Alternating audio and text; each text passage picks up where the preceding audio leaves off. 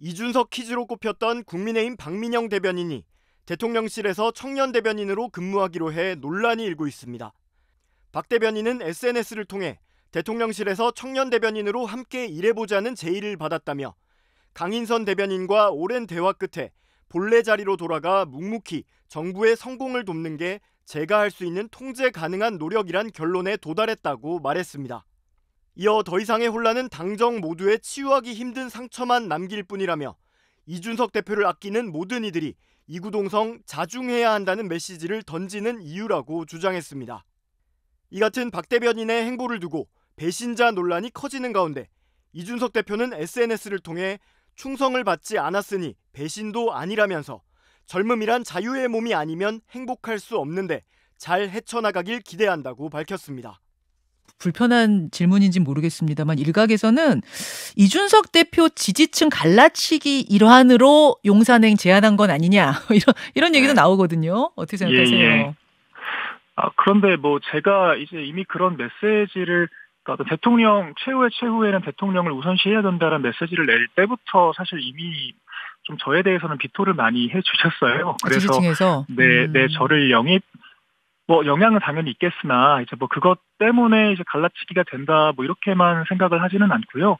그런데 앞서 말씀드린 세 가지 이유 자체가 이미 타당하기 때문에, 그리고 저도 이 안에서 역할이 있다라고 생각을 했기 때문에 기꺼이 수락을 하게 됐습니다. 일부 지지자들 사이에서는 이준석에 대한 배신이다, 배신자 이런 이야기 온라인상에서 보셨죠? 그런 글들 올라오는 거. 예, 많이 말씀을 하시더라고요. 네. 좀 아프진 않으세요? 솔직히 속상한 게 사실입니다. 아까 언론 인터뷰에서도 좀 선을 긋는 것처럼 나가는데 저는 이준석 대표의 아직도 좀 안타까운 감정을 가지고 있는 게 사실이고요. 그리고 이게 제가 이 징계부터 시작해서 지금까지 오는 과정에서의 어떤 절차상에 정당하지 않은 부분들이 있었다라는 것을 또 계속해서 강조를 해왔습니다. 그런데 확실한 것은 그게 어떤 이준석 대표에 대한 충성심 때문에 혹은 같은 편이기 때문에 그랬던 것이 아니었고요. 안 그래도 어제 페이스북에다 글 쓰셨더라고요. 배신자라는 표현은 충성하는 이들의 언어다. 단 한 번도 나는 사람에 충성한 적이 없다. 이거는 윤석열 총장 말이기도 했잖아요. 예. 그렇죠? 생각하고 쓰신 거예요? 굳이 인용하려고 한 건 아니었는데 사실 그만한 또 표현이 없더라고요.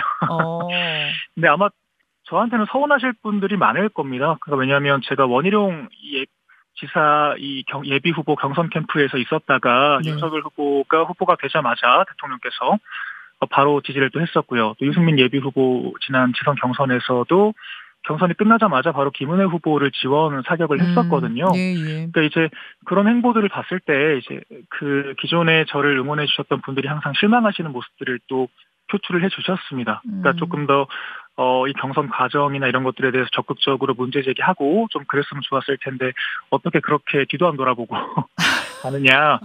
그때부터 그런 좀 비판들을 들어왔었는데요. 근데 저는 당은 또 그런 사람들이 많이 필요하다라고 생각합니다.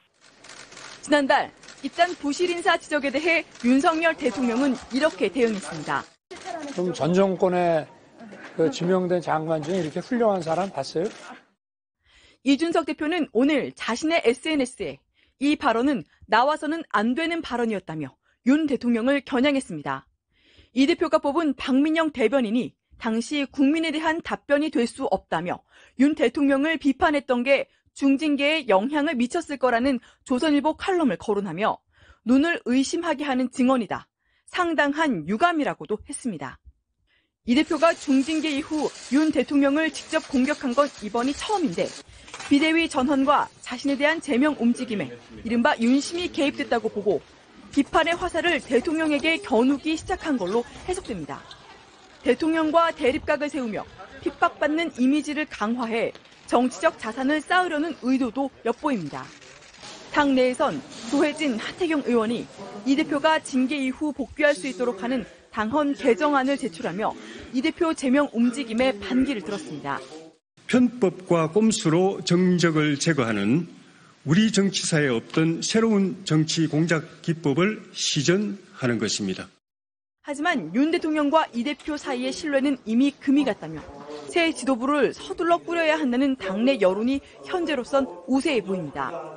권성동 대표 직무대행은 비대위원장에 대해선 의견 수렴 중이라며 이 대표의 거취엔 말을 아꼈습니다. 비대위가 출범하면 이준석 대표 해임이다 이렇게 어제 서병수 의원이 말씀하셨는데 어떻게 생각하세요? 이제 일정상 이동하겠습니다. 네. 국민의힘은 내일 오전 국회에서 상임 전국위원회를 열고 비대위 체제에 대한 유권 해석을 내리는데 문제 없다는 결론이 나올 가능성이 커 보입니다.